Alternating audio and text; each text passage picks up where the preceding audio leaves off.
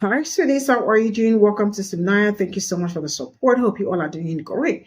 Now, I am going to say this. If you are going to kiss and tell, that shows how ignorant and how immature you are because you are yet to grow up. But stereotyping people that look like me and fetishizing people that look like me and telling your own people to go out there and try people that look like me, it's absolutely dumb. I don't know if there's any other word to use, but that does not make any sense. Stereotyping black people and fetishizing black people sexually, right? Sexually doesn't make any sense, right? Because I do not understand how this made it to the internet on Black History Month. That you are out there stereotyping people that look like me and you think that it's funny. That is not funny. He actually deleted the video because he knew what he did. Already, people already saw the video and grabbed it. Now, I am going to say this to Chris.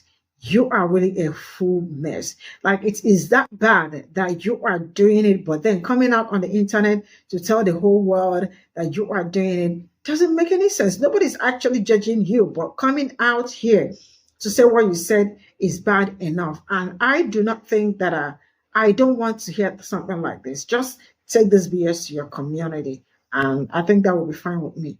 If you keep that BS just in your community and stop coming out to the neglect people that look like me. Let's get into this video. Is February 14th. And so what day is it today? Valentine's Day. This is how I know you guys are racist. No, February 14th marks the halfway point of Black History Month. Now, I am all about equality. And so back in May, when I told you all to serve the Asians for Asian Heritage Month, it's our turn now to return the favor and serve our Black kings. And then come May, they are expected to return the favor. And honestly, I'm kind of shocked at how many of you have never been with a Black guy before. And like, look, your preferences, your racism, that's none of my business. But like, isn't there a part of you that's at least somewhat curious? Like, don't you want to at least try to say that, like, you tried? My first time with a Black guy, I remember it like it was yesterday. This was a very, very long time ago. This was before Uber even existed. I remember because I had to take a $50 cab ride from Manhattan to Brooklyn. I was just a tourist in New York City. I had no idea where I was in the middle of Brooklyn in this area that's like, to be honest, it wasn't like the nicest part of Brooklyn. And I walked into his place and he led me to his bedroom, and in his bedroom was just a single mattress that was lying on the floor. And I was like, oh my God, am I going to be okay? And I was more than okay. I have heard murmurs from the engaging grapevine that a lot of you are curious, but you're scared. And I know what you're scared of, okay? You're scared about the size. You're wondering, like, how is that thing gonna fit inside my tiny little Asian slit? It's just a stereotype. They're not all big, okay? But like, in all honesty, I've never actually seen a small one. And I've seen a lot. I've been around, but like, I've never actually seen a small one in real life. If you have a small one, prove it. Prove it. Send me a picture. Send me a video. Actually, send me a video with the money shot so I know it's real. Look, Asians, I'm not gonna mince my words. Okay, it does hurt. Okay, it hurts. But it doesn't hurt as like much as you think it hurts. You know how ours is like rock solid? It's like cement, right? Theirs is a little bit more malleable, so there's a little bit more give. And so I wouldn't be like super scared of just looking at the size of it. But Black dudes, and actually this applies to all guys, okay? When you go inside an Asian, can you guys at least be a little bit gentle at the start? Okay, can you like let us like breathe and like get used to it first? Like, our holes are so tight. Today is February 14th. I'm going to get some breakfast. But first, we are going to talk about Chris and his false representation on Black people, more specifically Black men, and him preaching that false ideologies, these false representations, to his Asian base. Normally, regularly, I wouldn't have much of a problem if he was talking about Black men if it was an entire separate video on its own.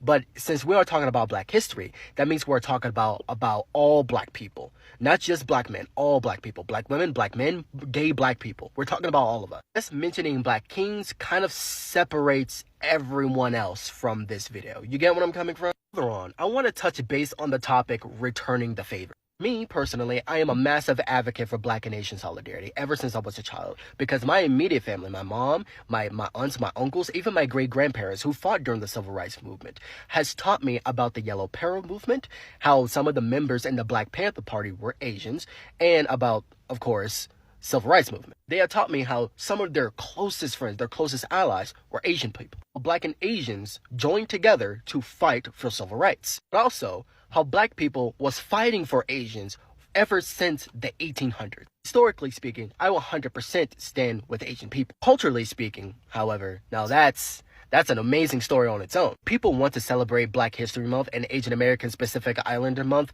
go to it. But I think we need to start treating it more as a willingness to be part of Black History and Asian Pacific Islander Month and less as a favor to be a part of it. It shouldn't be a battle between favors. This should be a battle between getting to know each other's culture, history, and connections between one another. Black and Asian people has one of the worst relationships in the United States, which doesn't make any sense because historically speaking, that should be the other way around. Black and Asian people should have the strongest solidarity out of any minority group, out of anyone else. Based on history alone, that should be the case. Why is that?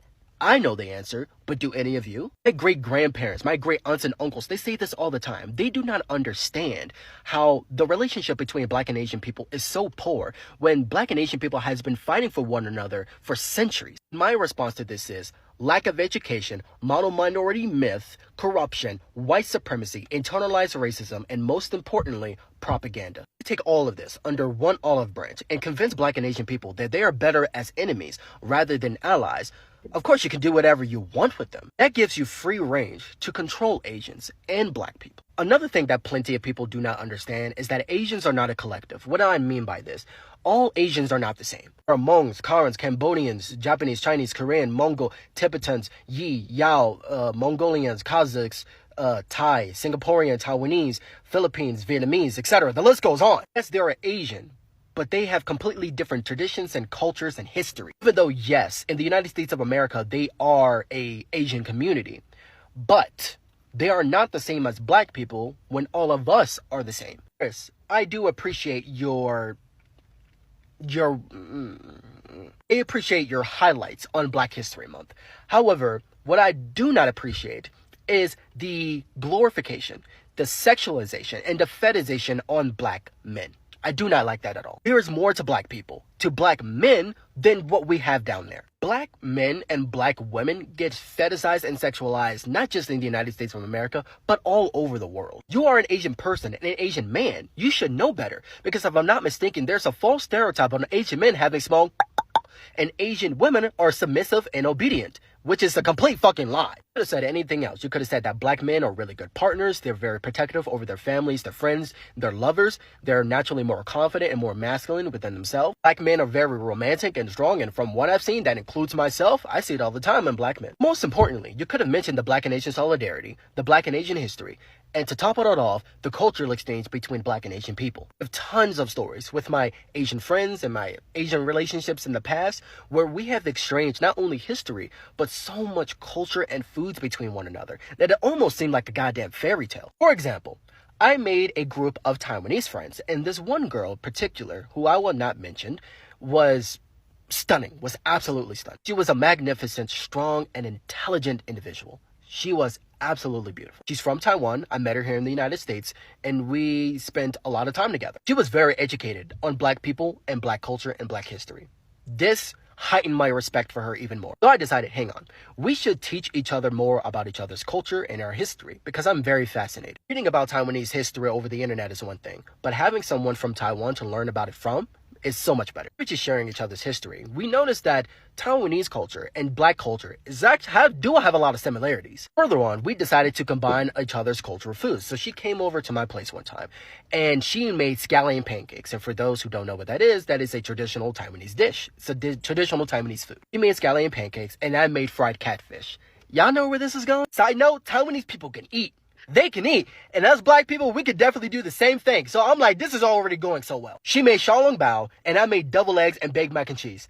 As you can see, we're already cooking with grease. She got me wearing honfus, which is a traditional Taiwanese clothes for festival. I got her wearing an ankara dress, which is a traditional Black and African dress for women. This is the type of stuff we should be exchanging with one another. Not whatever the hell you are saying, Chris. That's all I gotta say on the matter. Do better. This Chris Zoo Black Men video has made people miss a key point. A lot of people who fetishize Black men are comfortable in doing so because a lot of Black men themselves love being fetishized.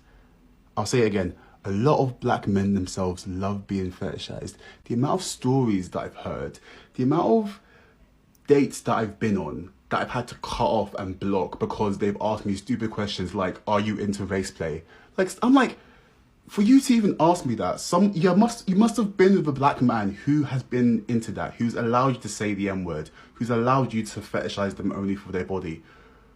and you think that's fine. And for the fact that you've like, what? It's crazy to me. The amount of times you go on like dating apps and black men will lead with Dark Destroyer, BBC, this, that, and the other. Everywhere. Like, a lot of black men they'll do anything if it means they can get what they want to get. But, like, a lot of times they're just, a lost cause. But, yeah, it's a This is long all I one. got from this video. And for those that do not know what happened, I will show you this Chris, the guy that came out to talk about how Asian men should try out black men because he's gay. Right? And with the whole thing, like, the stereotype on that video was just too much that I was like, how did we get here? Like, of all time to talk about this Black History Month and all that. That also shows you how black men are all fetishized and sexualized, which is really very dangerous, right? And at the same time, went to stereotype black people about being poor and the rest of it. That did not go well with a lot of even his own community, because on my other channel, I talked about it. And that is something nobody should wake up to do. Now, I am really sick. And that same Chris, that same man is also the man that talked about how black people should make sure that they cooperate when they see the cops instead of running. Like, why are they running? Why are they not supposed to, like, stand still and stop resisting arrest when cops see them? That shows you how these people really do not mean well. But I am just going to leave it at this. But one thing I am going to say is that enough of all this BS, you all going back and forth and the rest of it. I understand where you all stand, and we are standing on our own, which is fair enough, right? I did not see black people coming to ask you people for anything and the rest of it. I mean, if the same thing, like, it's really crazy. The same thing, the way they try to fetishize or probably stereotype black people, is also the same way they will stereotype you. You think you are anywhere different. No, bro, you are Asian. Like, just looking at you already, I know where you are from. I know you are Asian, right? Whether I know the country you are from or not, that is not important. So there is nothing that will make you look white person. I don't know if that makes sense. I mean, instead of you able to, like, relax and look for a way to work things out and make sure that the the unity you all are asking for is there. But you all always look for a way to denigrate people that look like me. I am going to pause it at here. But you all can stop with all this BS. You all go flying around. I will see you all in the next video. Bye for now.